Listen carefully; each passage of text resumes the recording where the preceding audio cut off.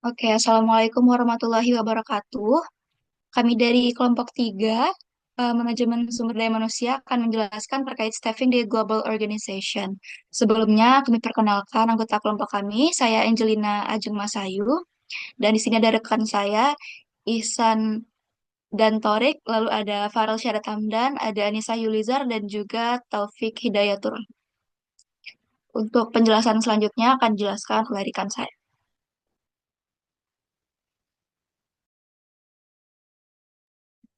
Pengelolaan sumber daya manusia secara global menjadi krusial di era globalisasi karena perusahaan kini beroperasi di berbagai negara dengan budaya, hukum, dan kebutuhan pasar yang beragam. Manajemen SDM global mendukung ekspansi bisnis internasional, memanfaatkan keberagaman tenaga kerja, dan mengatasi kompleksitas peraturan lintas negara. Dalam pembahasan ini akan dijelaskan proses rekrutmen global, termasuk strategi perekrutan dan tantangan budaya, pengelolaan tenaga kerja multinasional seperti manajemen ekspatriat dan kebijakan kompensasi, serta studi kasus perbandingan kebijakan rekrutmen di negara maju dan berkembang.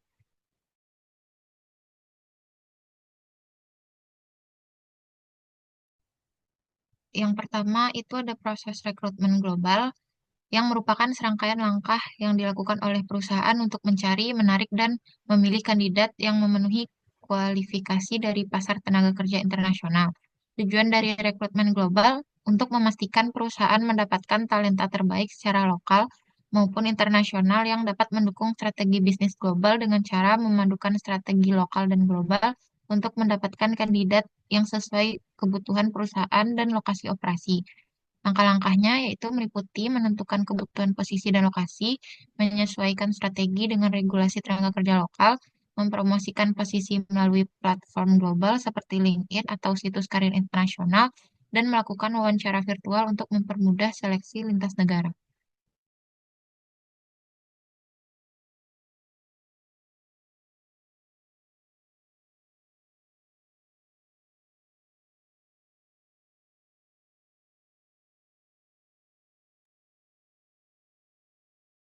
Nah, selanjutnya untuk strategi perekrutan lokal dan global. Untuk perekrutan lokal sendiri berfokus pada perekrutan kandidat dari wilayah atau negara tempat perusahaan beroperasi.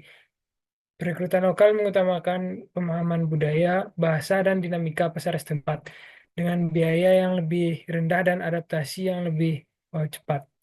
Untuk perekrutan global, perekrutan ini menjangkau kandidat dari berbagai negara, memungkinkan akses ke talenta terbaik dengan keahlian spesifik. Strategi ini membawa perspektif baru yang mendorong inovasi, meskipun menghadapi tantangan koordinasi dan perbedaan hukum ketenaga kerjaan.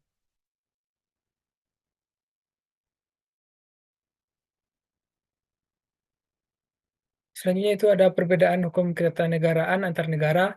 Eh, yang pertama, standar minimum dan gaji gaji serta jam kerja.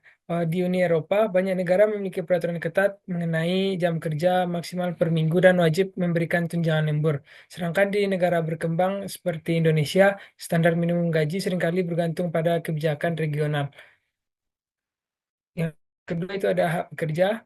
Di sini hak cuti, hamil atau paternal sangat bervariasi antar negara. Misalnya di Swedia, cuti paternal bisa mencapai 480 hari, sedangkan di Amerika Serikat, cuti ini seringkali tidak dibayar. Atas tunjangan kesehatan dan pensiun juga berbeda-beda tergantung dari kebijakan pemerintah setempat. Kemudian ada regulasi pemutusan hubungan kerja. Di beberapa negara seperti Jerman, pemberhentian karyawan membutuhkan alasan yang jelas dan kompensasi yang signifikan. Sebaliknya, di negara Amerika Serikat, konsep ini memungkinkan pemberhentian dengan alasan minimal.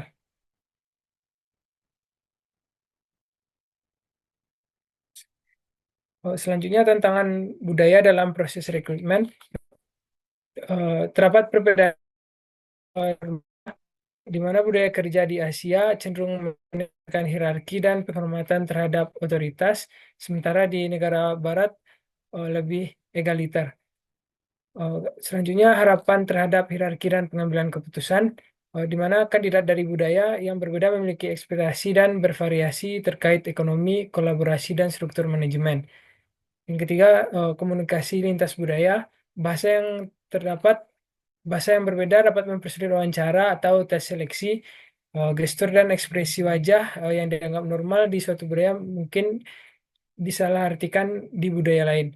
Solusinya yang pertama memberikan pelatihan lintas budaya bagi tim rekrutmen, kemudian menggunakan metode wawancara terstruktur untuk mengurangi bias budaya. Eh, Contohnya seperti International Business Machine Corporation memastikan rekruter mereka menerima pelatihan komunikasi lintas budaya untuk meminimalkan kesalahpahaman dalam proses wawancara.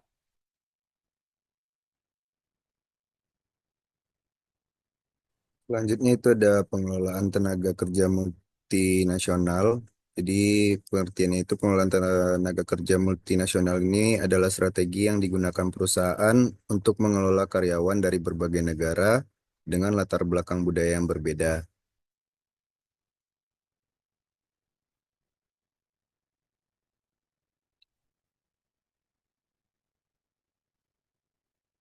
Selanjutnya, perbandingan antara manajemen ekspatriat dengan tenaga kerja lokal. Ekspatriat itu karyawan yang berasal dari negara asal perusahaan dan ditempatkan di negara lain dan memiliki keuntungan mereka dapat mentransfer pengetahuan, standar operasional, dan budaya perusahaan. Dan selanjutnya mereka juga membantu memastikan keselarasan antara cabang lokal dan visi perusahaan dan visi global perusahaan. Namun ekspatriat ini memiliki beberapa tantangan seperti biaya yang tinggi untuk relocation, tunjangan, dan pelatihan adaptasi, dan risiko kegagalan adaptasi yang dapat menyebabkan penurunan kinerja atau bahkan kembalinya ekspatriat ke negara asal.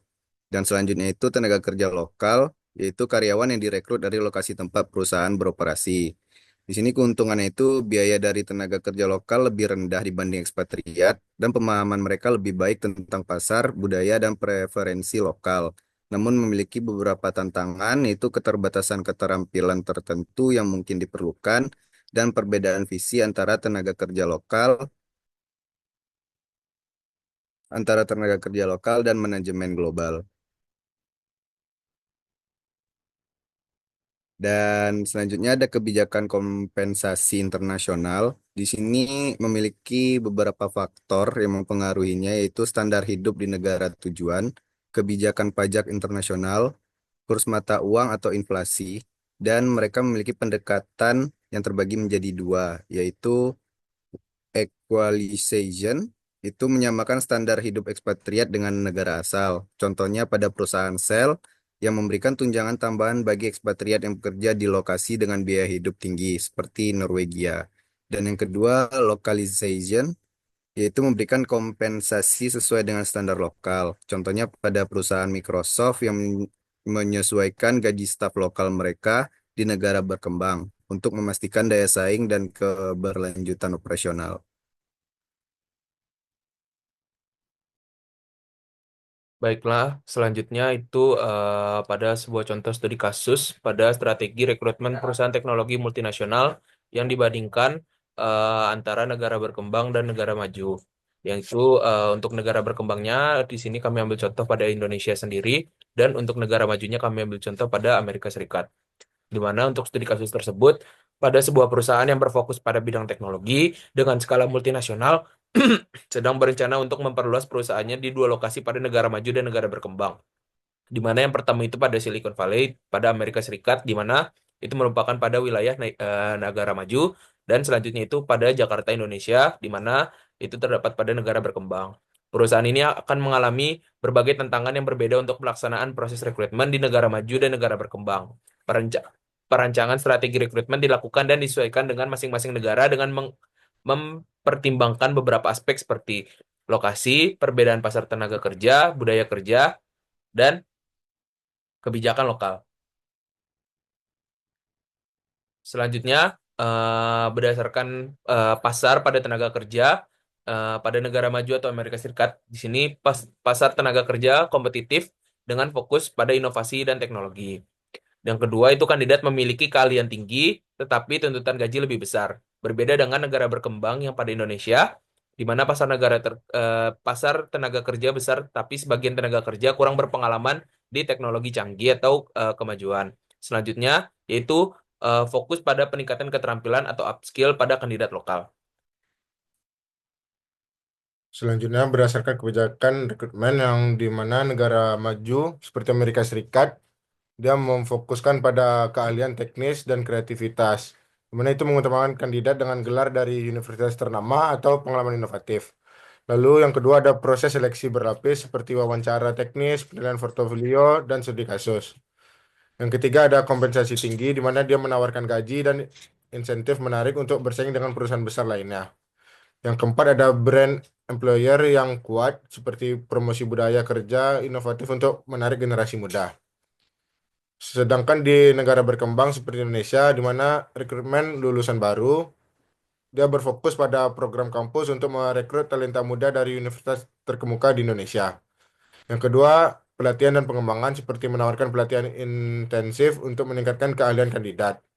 Yang ketiga, ada insentif non-moneter seperti memberikan kesempatan karir jangka panjang, pelatihan internasional, dan lingkungan kerja kolaboratif. Yang terakhir ada penyusunan budaya lokal, yaitu dengan mempertimbangkan nilai budaya seperti hierarki dan kerja tim. Lalu ada perbandingan dalam negara maju seperti tenaga kerjanya yang dimana itu dia lebih kompetitif, berorientasi pada inovasi dan tuntutan gaji yang tinggi. Strategi dalam melakukan rekrutmennya yang pertama dia fokus pada kandidat dengan keahlian tinggi, lalu melewati proses seleksi yang ketat seperti wawancara teknis dan studi kasus, dan membicarakan mengenai gaji dan insentif yang menarik. Tantangannya di negara maju ini seperti biaya yang tinggi dan persaingan. Solusi yang dapat diberikan di negara maju dapat dilakukan dengan melakukan inovasi dalam program perekrutan. Sedangkan di negara berkembang, tenaga kerja itu dilakukan dari ketersediaan tenaga kerja besar, tetapi memerlukan pelatihan lebih lanjut. Strategi untuk rekrutmen di Indonesia, yang pertama, rekrutmen lulusan baru dan program pelatihan. Lalu ada fokus pada loyalitas karyawan melalui pengembangan karir. Yang ketiga ada penyelesaian dengan budaya kerja lokal. Tantangannya memerlukan waktu pelatihan karyawan yang lebih panjang dan adanya kesenjangan keterampilan. Solusi dalam menyelesaikan untuk tantangan di negara berkembang ini seperti investasi dan pengembangan karyawan.